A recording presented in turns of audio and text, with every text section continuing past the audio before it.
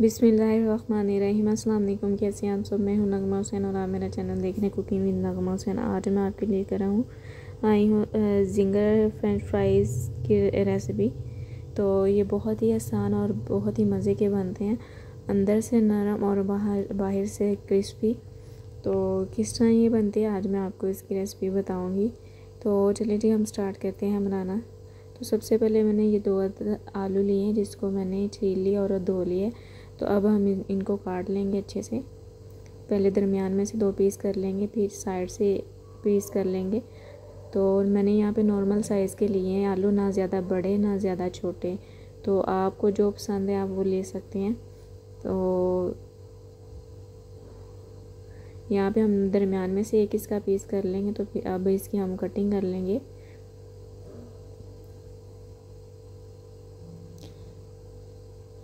तो इस तरह हमने एक जैसी सबकी कटिंग कर लेनी है। ये देखिए इस तरह के इसके पीसेस होने चाहिए। तो ये मैंने सारे देखे इसकी कटिंग कर ली। अब एक बॉल में डाल के इसको हम अच्छे से धो लेंगे। तो इसका जो भी वो स्टार्च है वो हम इसका उतार लेंगे, अच्छे से इसको वॉश कर लेंगे। तो यहाँ पे देखिए मैंने इसको अच्छे से धो लिया है। तो अब हम इसको बॉयल कर लेंगे।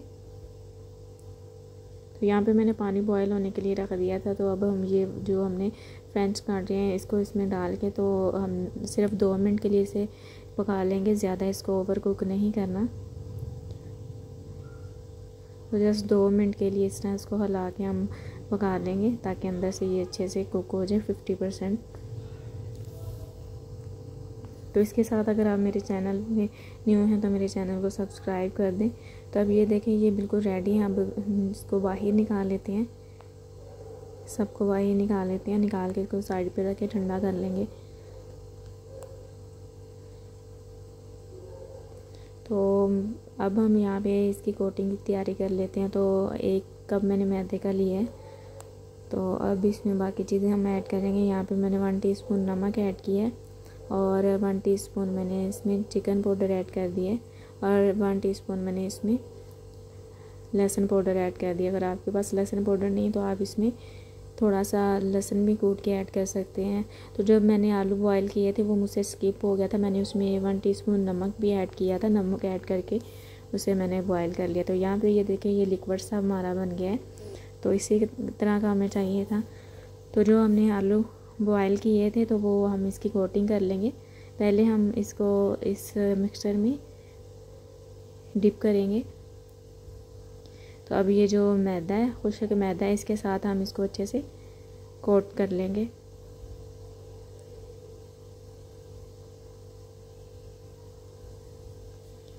तो इसी तरह हम सबको कर लेंगे। तो ये देखें एक हाथ से हमने इसको डिप करना, दूसरे खुश्क हाथ से इसको ये देखिए इस तरह का हमने कर लेना है।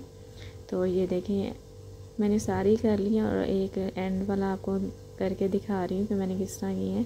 तो ये देखिए ये इस तरह का मैंने कर लिया।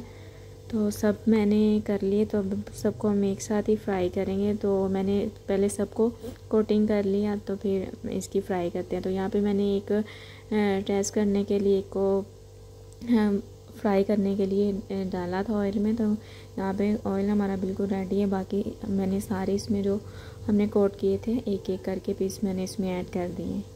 तो यहाँ पे आपने ध्यान रखना है कि आपके हाथ बिल्कुल ड्राई होने चाहिए। और ये मैंने एक फोक ली है, कांडा लिया, उसकी मदद से मैं इसकी साइड चेंज कर ली। तो ये भी बिल्कुल ड्राई होना चाहिए। अगर ये ड्राई नहीं होगा तो जो हमारे फ्रेंच फ्राइज हैं तो ये बहुत ही वो ढीले से नरम से पड़ जाएंगे। तो हमें क्रिस्पी चाहिए। तो ये देखिए इस तरह जब हमने इसमें डालना है तो फ़ौरन इनको नहीं हिलाना, वरना इसकी कोटिंग जो बिल्कुल अच्छी नहीं आएगी तो निकल जाएगी। तो ये देखिए ये रेडी है। तो इसी तरह हम सभी को कर लेंगे, दूसरों को भी। तो ये देखिए माशाल्लाह अल्हम्दुलिल्लाह कितना प्यारा कलर आया है। तो एक मैं आपको तोड़ के भी दिखाती हूँ। ये देखिए बिल्कुल ज़िंगर फ्रेंच फ्राई रेडी है। तो ये देखिए अंदर से बिल्कुल नरम है और बाहर से क्रिस्पी।